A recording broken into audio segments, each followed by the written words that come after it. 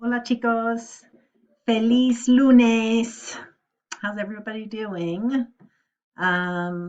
So this week you guys are going to wrap up Aventuras Vascas. I hope that you liked the end. It was very exciting. If you didn't watch it, go back and watch any of the episodes you missed. Go back and watch them.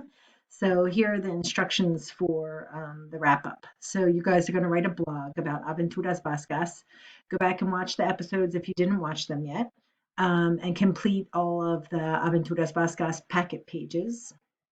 Read the rubric that's attached here and write the blog post, and then comment on a classmate's blog post by Saturday morning. So, in other words, by Friday night, because on Saturday morning, I'll wake up and I'll do some work. So here's the post.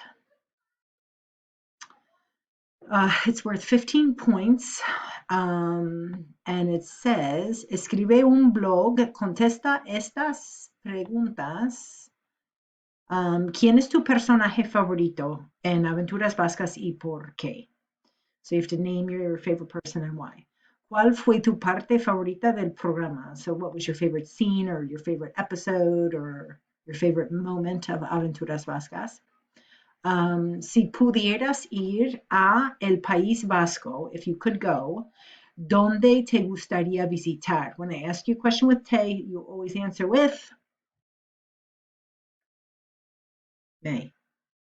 So you say, me gustaría visitar Bilbao, Guecho, el Museo Guggenheim, or wherever you think that you would like to go if you went to País Vasco, and why.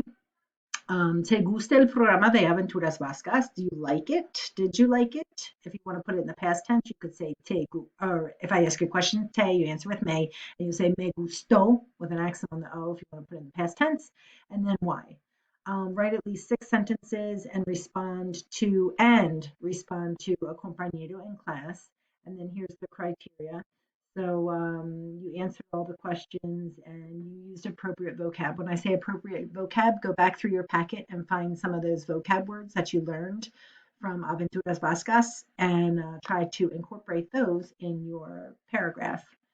The next thing it says comunicación, ideas are understood, and you also responded to a classmate.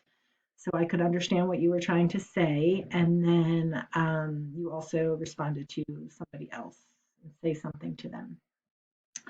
At least 2 sentences. You should write 2 sentences to a compañero.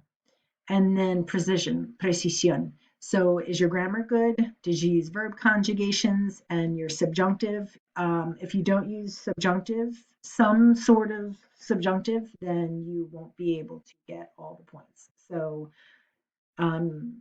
make sure that you conjugate the verbs correctly and really take care and read through it a couple times and read through it out loud too, and then you'll hear if you made any mistakes. I did put a little example down here if you want to read through it. It's up to you.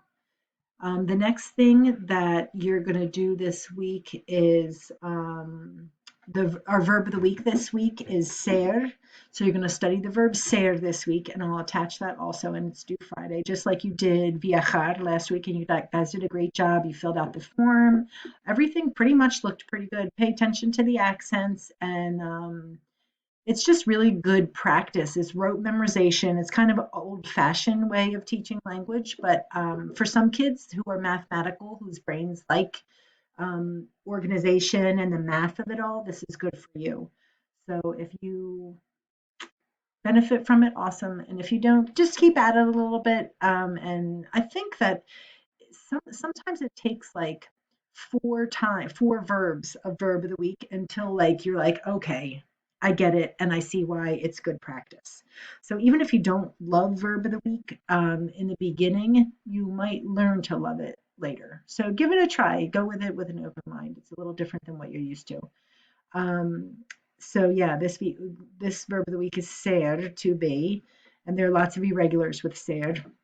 And then next week we're going to do estar, and then we'll compare ser and estar. You guys are have a lesson on ser and estar. We're also getting into body parts this week and medical emergencies. So look for that, especially for the kids who are interested in being doctors or nurses or some sort sort of medical profession, this is a really good unit for you guys. So that's where we're headed. Um, and on Friday, it's already May. So we're doing great. You guys are doing a good job, and thank you for all your hard work. And I'm trying to keep up with the grading. It's not that easy, but I'm trying, and you guys are doing a great job keeping up with the workload. So if you have any questions, I'm going to try this week to do office hours.